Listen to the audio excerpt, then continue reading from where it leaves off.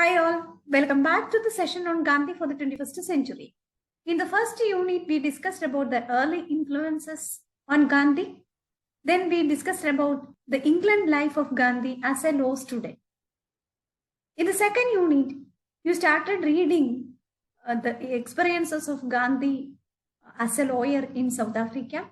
Then we watched a BBC documentary on how Gandhi transformed from Mohan to Mahatma while he was in South Africa. Today we are going to discuss about one of the major political and social philosophy of Gandhi, that is Sarvodaya. Let me share the screen.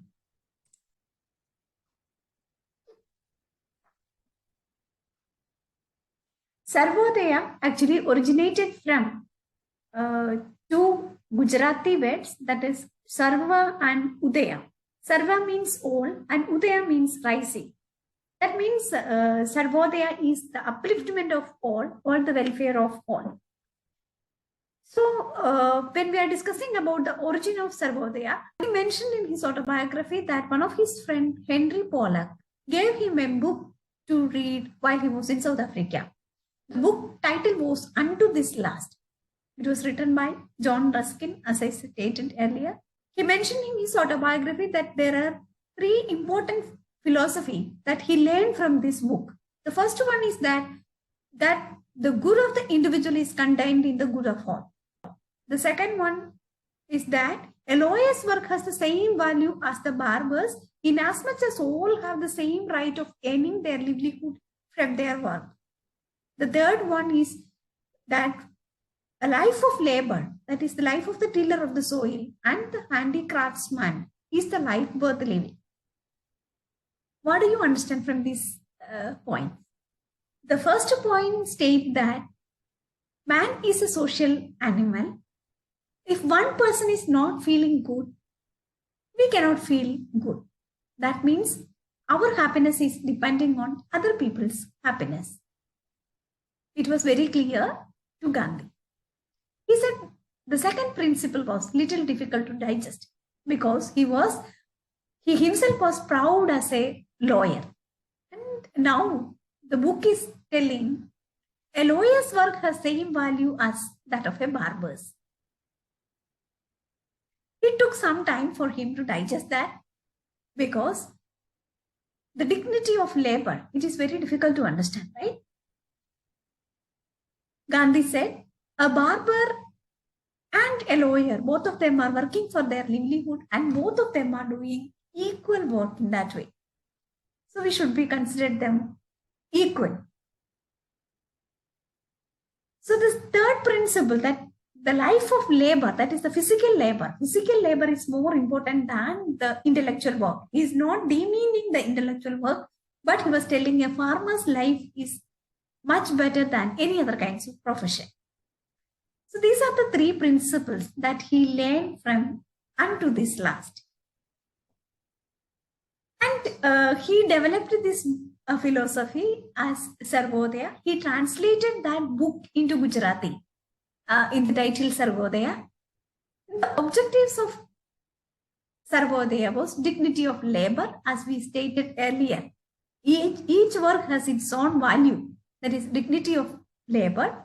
Equitable distribution of wealth. When we are discussing about the current economic situation in the country, we can see there is large disparity between the rich and poor. So that should not be there in Gandhian economic order. That means equitable distribution of wealth. It is not exactly possible as divide the money into equal portions, but at the same time, there should be some justification. Self-sufficiency. Gandhi said we should be self-sufficient. Each village should be self-sufficient. We have to produce whatever needed for our village. Communal harmony. There should not be any kind of religious clashes or the caste clashes in a community. Individual freedom. Removal of social sins like untouchability. These are the objectives of Gandhi and Sarvodaya. So there should be some spiritual basis of Sarvodaya, that is right means and the ends. That means if you want to achieve some good thing, you have to go through the good path. That is the right means and ends. Emphasis on duties than rights. That means we are living in a world where we are always talking about our rights, but nobody is bothered about their duties. So Gandhi said, if instead of insisting on rights, everyone does his duty, there will immediately be the rule of order established among the mankind. So another thing is application of moral principles. There should be some kind of principles followed in the society. So these are the moral principles. It is not like moral policy that we are facing in every walk of our life today. It is like practicing of certain virtues in our life. So in Gandhi's ashram, there were 11 principles that were strictly followed. There should be some social order also to achieve Sarvodaya. For example, removal of untouchability. That is one of the important aspects, as I stated earlier, because at Gandhi's time, removal of the untouchability practice, the practice of untouchability was there. It was a blot on the humanity. And Gandhi was a person who tried to remove untouchability from his childhood onwards. He wanted to interdine with his friends, and in his ashram also he was supporting intercaste marriages and interdining. Dignity of women. That is one of the beautiful thing about Gandhi, which was not there with so many other Indian national movement leaders. He was a person who was asking women to join the national movement, and he was showing the example with his own wife. Kasturba Gandhi, as you are aware, she was also a participant in Indian national movement.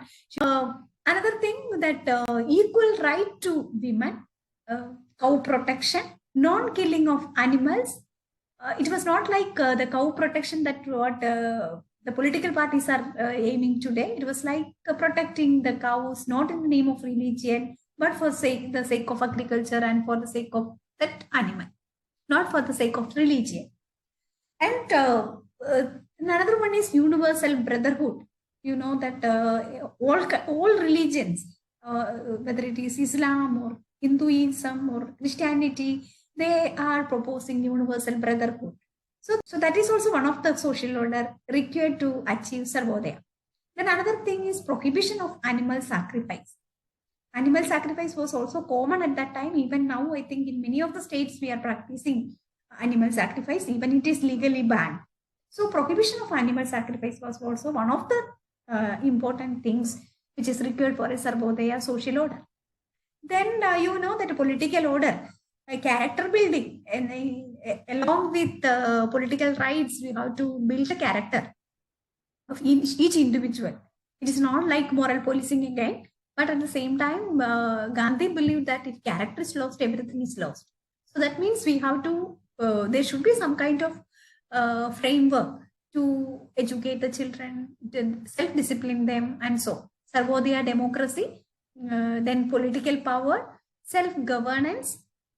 That is, each society, each village should be self-sufficient. So that was the vision of Gandhi. The right of minorities, adult franchise, relationship to other nations, international organization for peace, all such kind of things were political order to achieve Sarvodaya. So Satyagraha was an essential part of Sarvodaya. A Satyagrahi should be fearless, and there should be humility for the Satyagrahi. They should be ready for fasting at any moment. There should be tolerance. They have to go for non-cooperation and civil disobedience when the situation demands.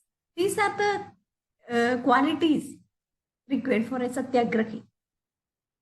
So, in that way, you can see Sarvodaya was the moral, political, and social philosophy of Gandhi to build a better society.